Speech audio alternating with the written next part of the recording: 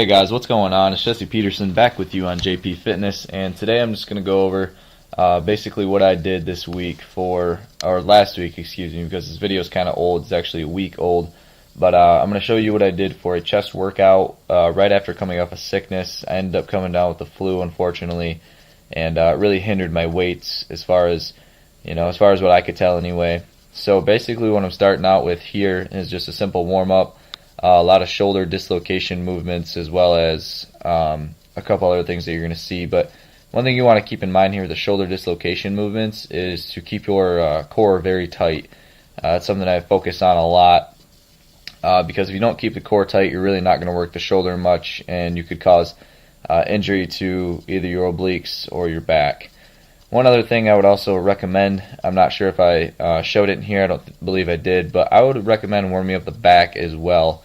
The back muscles are actually very important when it comes to benching. Excuse me looking at the camera right there, just wanted to make sure that I had the right angle. But anyway, again, warm up the back as well, the lats especially, not necessarily the lower back. But next we did, moved on to a side lateral raise just to warm up the shoulders a little bit. I think that's very important as well, as you use a lot of shoulders within that movement.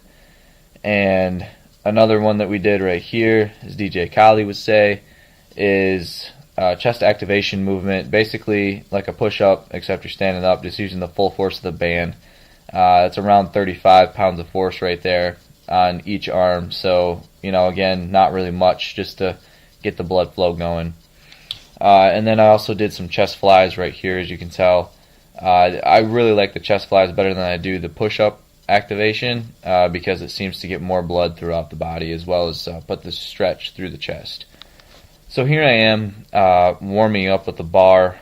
I think it's very important. As you can tell, it takes me a little while to get set up, but I think that's kind of an important deal. You always want to make sure your finger placement's correct, the back is tight, everything is actually where it needs to be.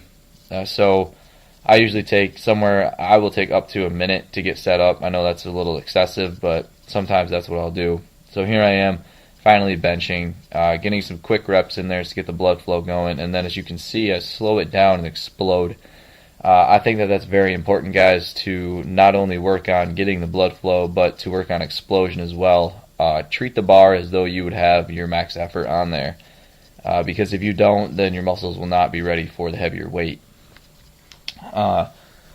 Next clip you're going to see is me doing 135. Again, it takes me a little while to set up. I actually shortened the clip so that way it didn't take so long for you guys to see the setup. But I usually do 185 for a set of 8 to 10, or 135, for a set of 8 to 10 here. And again, working on the explosion. See the quick reps right there again. And then I'll also do some explosion reps. It's actually kind of slow for some reason. I'm not really sure why. But so again, slow controlled on the way down as well, guys. Keep that in mind. Don't let the bar fall on your chest, because you're really going to hurt yourself if you do that. So the next movement that I decided to move on to is the same chest movement, but with 185 this time. And I feel like you should go up in increments. I know 50 pounds is actually quite a bit, but usually I'll actually work out around 225 or so. 185 though, unfortunately, because I was sick a week prior to this, my muscles were not ready for it. It felt kind of heavy. I only hit it for around 5 to 6 reps, and they may look good on here, but to me they were very vigorous and harder than what they should have been. I usually hit 185 for anywhere from 10 to 15 reps easy. So this, as you can see, it goes up kind of slow as far as I'm concerned. And I'm hoping actually this week came out a lot better as far as my bench goes. So I'll be showing you guys that video coming soon in the next week or so. But again, just working on the explosion, getting set up, getting good, amounts of weight on there. Here's my one set with 225 that I decided to do. I wanted to get 2 out of it. I only ended up getting 1. As you can see, I get stuck right at the top, right there. I'm stuck, and then finally push through it. Now, that may not look fast to you, or may not look slow to you, but to me it was very much of a grinder. So next I threw on 205 right there, as you can see. The transition was kind of quick, I'm sorry about that. But throw on 205, decided to do 4 sets of 2. You're only going to see the 1 set right here. And I thought that went actually quite well.